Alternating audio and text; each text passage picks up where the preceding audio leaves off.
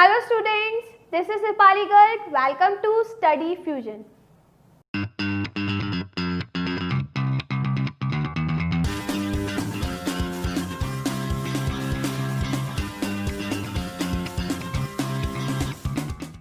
Guys, आज की video में हम पढ़ने वाले हैं useful role of bacteria in medicines.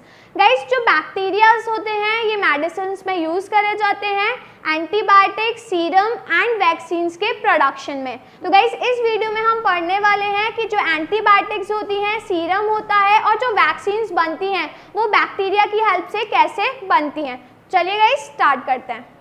Guys, सबसे पहले देखते हैं कि एंटीबायोटिक्स क्या होती हैं। ठीक है, an antibiotic is a chemical substance produced by a living organism which can stop the growth of some disease producing bacteria and fungi. Guys, जो एंटीबायोटिक्स होते हैं ये वो सब्सटेंस होते हैं जो कि लिविंग ऑर्गेनिजम्स के थ्रू प्रोड्यूस किए जाते हैं। और गाइस, ये जो एंटीबायोटिक्स होती हैं ये बैक्टीरिया और फंजाई को मारने में काम आती हैं।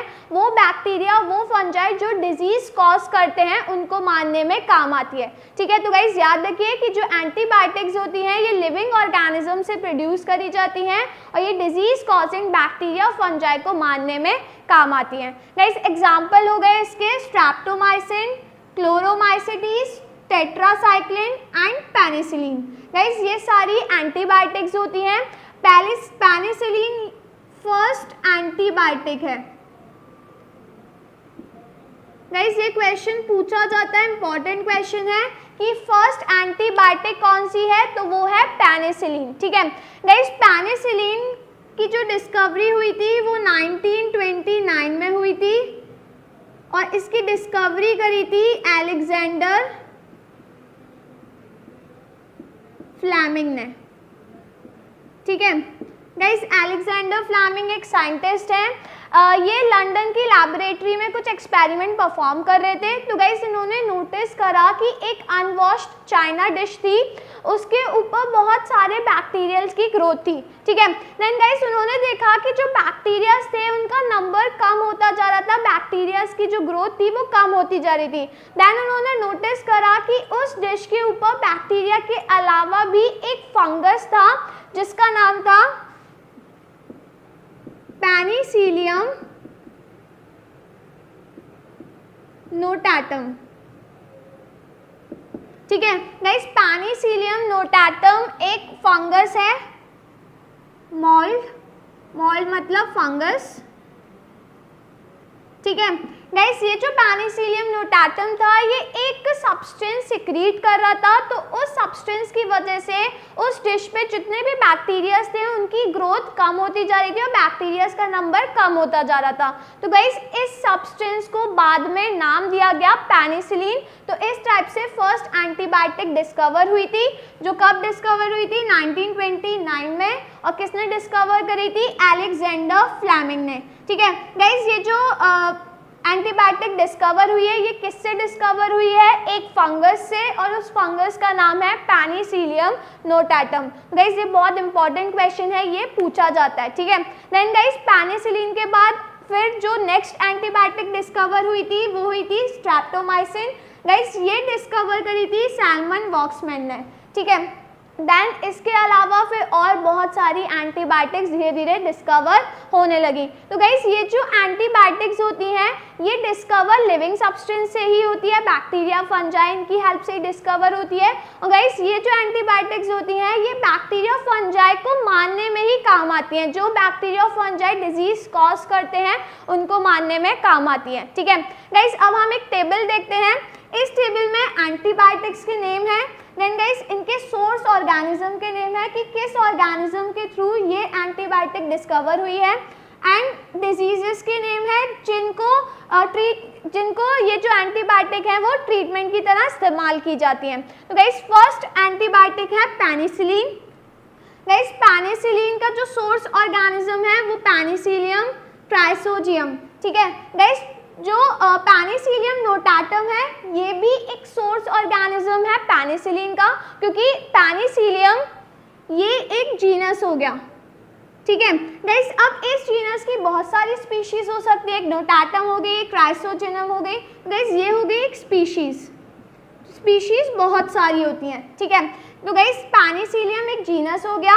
जो पेनिसिलिन एंटीबायोटिक बनी वो किससे बनी, पेनिसिलियम क्राइसोडियम। और गाइस ये जो एंटीबायोटिक है ये टेटनस एंड डिप्थेरिया के ट्रीटमेंट में यूज करी जाती है, ठीक है। और पेनिसिलिन एक मोल्ड है, याद रखिएगा, मोल्ड मतलब एक फंगस है, ठीक है। देन गाइस नेक्स्ट है स्ट्रेप्टोमाइसिन।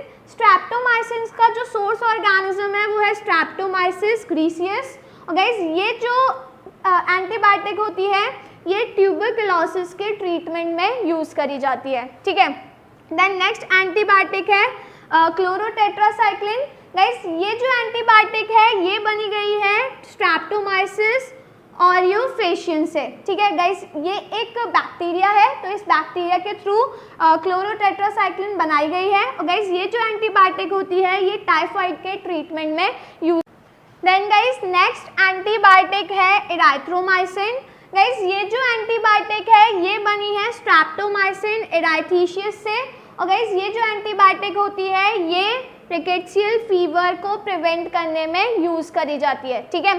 तो गाइस ये सारी एंटीबायोटिक्स हो गई, ये इनके सोर्स ऑर्गेनिज्म हो गए। गाइस सोर्स ऑर्गेनिज्म को याद रखिए, जो जीनस होता है हमेशा कैपिटल लेटर से स्टार्ट होता है और जो स्पीशीज होती है हमेशा स्मॉल लेटर से लिखी जाती है, ठीक है। देन इनके नीचे अंडरलाइन करी जाती है, या तो इन्हें इटैलिक्स में लिखा जाता है, अब हम तो इटैलिक्स में लिख नहीं सकते तो इसी वजह से अंडरलाइन कर देते हैं, ठीक है। और गाइस ये सारी डिजीजेस हो गई जो एंटीबायोटिक्स ट्रीट करती हैं, ठीक है। गाइस ये टेबल याद रखिएगा। अब हम देखते हैं कि जो एंटीबायोटिक्स होती है, जो अच्छी एंटीबायोटिक्स है उनके क्या क्या क्राइटेरिया होते हैं और डिजीज ट्रीटमेंट के अलावा एंटीबायोटिक्स के क्या क्या फंक्शंस होते हैं। गाइस सबसे पहले देखते हैं criteria for a good antibiotic. तो गाइस फर्स्ट है kill variety of disease producing microorganism. Guys जो एंटीबायोटिक होती है वो ऐसी होनी चाहिए जो अलग अलग वैरायटी के माइक्रो ऑर्गेनिज्म को मार सके ताकि वो माइक्रो ऑर्गेनिज्म डिजीज कॉज ना कर सके, ठीक है। देन नेक्स्ट है should not produce side effect. Guys जो एंटीबायोटिक है वो ऐसी होनी चाहिए जो साइड इफेक्ट्स प्रोड्यूस ना करे। अगर कोई एंटीबायोटिक साइड इफेक्ट प्रोड्यूस कर रही है तो गाइस वो एंटीबायोटिक फिर हार्मफुल है, ठीक है, तो साइड इफेक्ट प्रोड्यूस नहीं करने चाहिए। देन गाइस लास्ट है should not kill normal bacteria of the host. Guys antibiotic ऐसी होनी चाहिए जो होस्ट ऑर्गेनिज्म के अंदर जो नॉर्मल बैक्टीरिया प्रेजेंट होते हैं, जो होस्ट के लिए यूजफुल होते हैं, उन होस्ट बैक्टीरियाज को नहीं मारना चाहिए। तो अगर एंटीबायोटिक उन होस्ट ऑर्गेनिज्म को मार रही है तो वो जो एंटीबायोटिक है वो सही नहीं है, वो गुड नहीं है, ठीक है। तो गाइस ये 3 क्राइटेरियाज होने चाहिए जो एंटीबायोटिक बनती है उनके, ठीक है। अगर इन तीनों में से क्राइटेरिया नहीं है एंटीबायोटिक में तो वो एंटीबायोटिक कंजप्शन करने के लिए सही नहीं होती, ठीक है। गाइस अब हम देखते हैं कि एंटीबायोटिक्स के और क्या क्या यूज होते हैं। फर्स्ट यूज तो होता है डिजीजेस के ट्रीटमेंट में यूज करी जाती है एंटीबायोटिक। गाइस उसके अलावा भी एंटीबायोटिक्स के और यूजेस होते हैं। तो फर्स्ट यूज है as food preservative. Guys antibiotics को फूड प्रिजर्वेटिव की तरह यूज करा जाता है। जो फ्रेश मीट और फिशेस होती हैं उनको प्रिजर्व करने में काम आती हैं ये एंटीबायोटिक्स, ठीक है। देन नेक्स्ट है treating animal feeds. Guys animal feeds का मतलब होता है वो फूड जो एनिमल्स को दिया जाता है खाने के लिए। तो गाइस उन फूड को एंटीबायोटिक से ट्रीट करा जाता है ताकि वो फूड डिजीज फ्री हो जाए और एनिमल में कोई डिजीज ना हो सके, ठीक है। देन लास्ट यूज है कंट्रोलिंग प्लांट पैथोजेंस। गाइस जो एंटीबायोटिक्स होती हैं वो प्लांट पैथोजेंस को भी कंट्रोल करते हैं। प्लांट पैथोजेंस का मतलब है वो जर्म्स, वो बैक्टीरियाज जो प्लांट में डिजीज कॉज करते हैं। तो एंटीबायोटिक्स जो होती हैं वो प्लांट पैथोजेंस को कंट्रोल करने में भी यूज करी जाती हैं, ठीक है। तो गाइस ये हो गए अदर यूजेस ऑफ एंटीबायोटिक्स। अब हम देखते हैं सीरम क्या होता है। चलिए गाइस देखते हैं सीरम क्या होता है। Serum is a blood plasma from which fibrinogen has been removed. Guys जो सीरम होता है ये ब्लड का प्लाज्मा होता है। अगर प्लाज्मा में से फिब्रिनोजन प्रोटीन को रिमूव कर दिया जाए तो सीरम बन जाता है, ठीक है। गाइस ब्लड प्लाज्मा है, क्योंकि ब्लड में एक सेलुलर पार्ट होता है, एक नॉन सेलुलर पार्ट होता है। तो गाइस जो प्लाज्मा होता है वो नॉन सेलुलर पार्ट होता है। तो अगर ब्लड प्लाज्मा में से फिब्रिनोजन प्रोटीन को रिमूव कर दिया जाए, तो गाइस अगर हम इसमें से ये रिमूव कर देंगे तो जो ब्लड प्लाज्मा है ये किस में कन्वर्ट हो जाएगा, सीरम में। ठीक है, तो गाइस याद रखिए सीरम क्या होता है, ब्लड प्लाज्मा में से जब फिब्रिनोजन प्रोटीन को रिमूव कर दिया जाता है तो सीरम बन जाता है। गाइस जो सीरम होता है इसमें बहुत सारे केमिकल सब्सटेंसेस प्रेजेंट होते हैं, जैसे कि एंटीबॉडीज प्रेजेंट होती हैं एंड एंटीटॉक्सिन्स प्रेजेंट होते हैं। ठीक है गाइस, जो एंटीटॉक्सिन्स होते हैं ये टॉक्सिन को खत्म करने में काम आते हैं। टॉक्सिन केमिकल सब्सटेंस होता है जो बैक्टीरिया सिक्रीट करते हैं। ठीक है, toxins are poisonous protein released from the pathogenic bacteria. Guys जो पैथोजेनिक बैक्टीरियाज होते हैं, पैथोजेनिक बैक्टीरियाज मतलब वो बैक्टीरिया जो डिजीज कॉज करते हैं, तो ऐसे बैक्टीरिया कुछ पॉइजनस प्रोटीन प्रोड्यूस करते हैं, उन प्रोटीन्स को कहा जाता है टॉक्सिन्स। ठीक है, अब गाइस इन टॉक्सिन्स को खत्म करने के लिए सीरम के अंदर क्या प्रेजेंट होता है, एंटीटॉक्सिन प्रेजेंट होता है। गाइस जो सीरम होता है ये बैक्टीरियाज की हेल्प से ही बनाया जाता है। ठीक है, बैक्टीरियाज का जो टॉक्सिन होता है उसको हेल्दी एनिमल की बॉडी में इंजेक्ट किया जाता है, जैसे कि हॉर्स की बॉडी में या काऊ की बॉडी में। जो हेल्दी एनिमल्स होते हैं उनकी बॉडी में जो बैक्टीरियल टॉक्सिन होता है उसको इंजेक्ट किया जाता है। देन गाइस कुछ टाइम बाद जो एनिमल ब्लड होता है वो एंटीटॉक्सिन प्रोड्यूस करने लगता है। तो गाइस 3-4 इंजेक्शन लगाए जाते हैं बैक्टीरियल टॉक्सिन के एनिमल्स बॉडी के अंदर, उनका ब्लड एंटीटॉक्सिन बनाता है। देन गाइस कुछ दिनों बाद उनके ब्लड को निकाल लिया जाता है। गाइस ब्लड को निकालने के बाद ब्लड से सीरम बनाया जाता है। ब्लड को चिल करा जाता है पहले, देन ब्लड में से फिब्रिनोजन प्रोटीन हटा दिया जाता है, तो बाकी का बचा क्या बन जाता है, सीरम।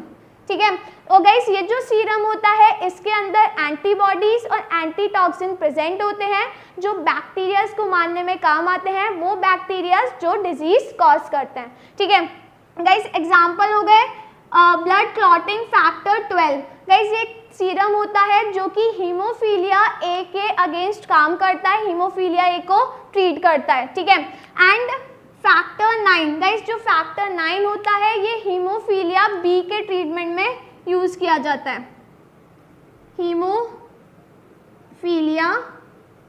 बी। ठीक है, एंड गाइस जो ब्लड क्लॉटिंग फैक्टर 12 होता है ये हीमोफीलिया ए के ट्रीटमेंट में यूज करा जाता है। ठीक है गाइस, अब जेनेटिक इंजीनियरिंग बन रही है। जेनेटिक इंजीनियरिंग में ह्यूमन जीन को बैक्टीरियाज के अंदर इंट्रोड्यूस किया जाता है। तो गाइस इसका बेस्ट एग्जांपल है, ह्यूमन जीन को सबसे पहले एक बैक्टीरिया के अंदर इंजेक्ट किया गया और वो बैक्टीरिया का नाम है एस्चेरिचिया कोलाई। गाइस इसको शॉर्ट में ई कोलाई भी कहते हैं। तो इससे एक प्रोडक्ट बना हार्मोन, गाइस वो हार्मोन था इंसुलिन का।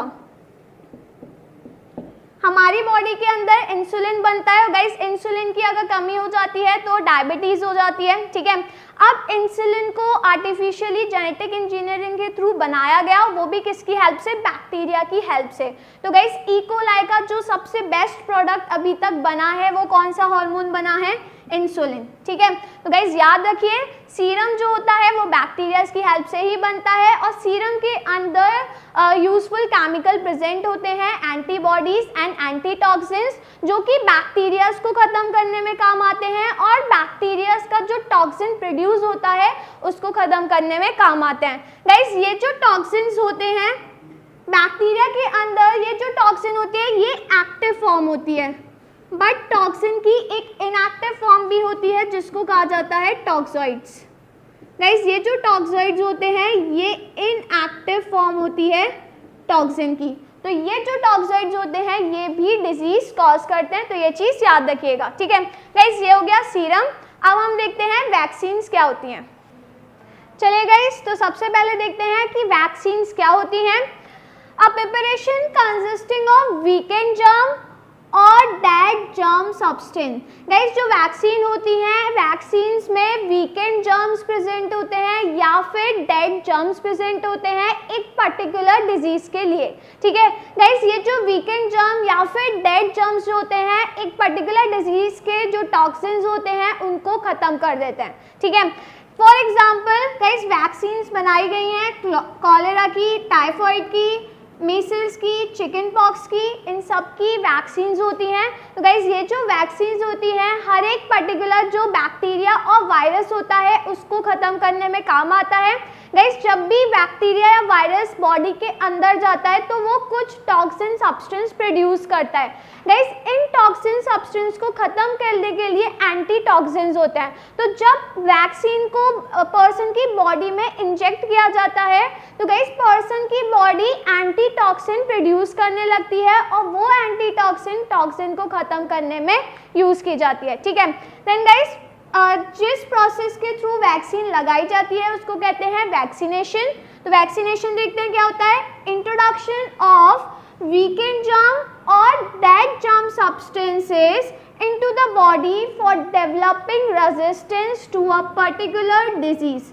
गाइस जो वैक्सीनेशन होता है, वैक्सीनेशन का मतलब होता है बॉडी के अंदर या तो वीकेंड जर्म या फिर डेड जर्म सब्सटेंस को इंजेक्ट करवाना ताकि एक पर्टिकुलर डिजीज से रेजिस्टेंस हो सके, वो पर्टिकुलर डिजीज खत्म हो सके। तो गाइस ये जो वीकेंड जर्म और डेड जर्म सब्सटेंसेस होते हैं इन्हीं को क्या कहा जाता है, वैक्सीन। तो जब वैक्सीन को पर्सन की बॉडी में इंजेक्ट किया जाता है तो उसको हम क्या कहते हैं, वैक्सीनेशन। ठीक है, देन गाइस जो वैक्सीन्स होती हैं उसमें या तो किल्ड बैक्टीरिया प्रेजेंट होते हैं या फिर लिविंग वीकेंड बैक्टीरिया, या तो मरे हुए बैक्टीरियाज होंगे या फिर लिविंग बैक्टीरियाज होंगे। बट गाइस वो बैक्टीरियाज कैसे होंगे, वीकेंड होंगे, स्ट्रॉन्ग नहीं होते। ठीक है, तो गाइस जिस वैक्सीन में किल्ड बैक्टीरिया प्रेजेंट होता है वो वैक्सीन होती है tap vaccine. Guys tap vaccine होती है टाइफाइड के लिए। टैप का मतलब होता है टाइफाइड ए एंड बी। ठीक है, तो गाइज याद रखिए जो टैप वैक्सीन होती है ये किल्ड बैक्टीरिया से बनी होती है और ये किसके लिए होती है, टाइफाइड के लिए होती है। ठीक है, देन लिविंग वीकेंड बैक्टीरिया से जो वैक्सीन बनी होती है वो होती है बीसीजी वैक्सीन। गाइज जो बीसीजी वैक्सीन होती है वो ट्यूबरकुलोसिस के लिए होती है, ट्यूबरकुलोसिस डिजीज को खत्म करती है। गाइज बीसीजी की फुल फॉर्म पूछी जाती है, याद रखिएगा बीसीजी की फुल फॉर्म होती है bacillus of calamity and urine, इसकी फुल फॉर्म पूछी जाती है। तो गाइज याद रखिएगा टैप वैक्सीन होती है टाइफाइड के लिए एंड बीसीजी वैक्सीन होती है ट्यूबरकुलोसिस के लिए। गाइज जब किसी भी पर्सन में ये वैक्सीन को इंजेक्ट करते हैं तो गाइज इन फ्यूचर अगर वो बैक्टीरिया या वायरस दोबारा आता है तो ऑलरेडी बॉडी में वैक्सीन प्रेजेंट है, ऑलरेडी बॉडी ने एंटी टॉक्सिन बनाए रखे हैं। तो अगर फ्यूचर में सेकेंड टाइम अगर बैक्टीरिया या वायरस आता है कोई भी पर्टिकुलर डिजीज़ का तो वो बैक्टीरिया एंड वायरस तुरंत ही मर जाता है जब तक वो डिजीज़ नहीं कर पाता। ठीक है, तो गाइस जो वैक्सीन होती हैं वो लॉन्ग टाइम तक इफेक्टिव होती हैं, बॉडी को इम्यूनिटी प्रोवाइड करती हैं। ठीक है, तो गाइस ये हो गई वैक्सीन। तो आज की वीडियो में इतना ही। तो गाइस अगर आपको वीडियो पसंद आई हो तो वीडियो को लाइक करना, शेयर करना और चैनल को सब्सक्राइब करना मत भूलिए। तो गाइस अब मैं आपसे मिलती हूँ नेक्स्ट वीडियो में एक नए टॉपिक के साथ। तो तब तक के लिए गुड बाय।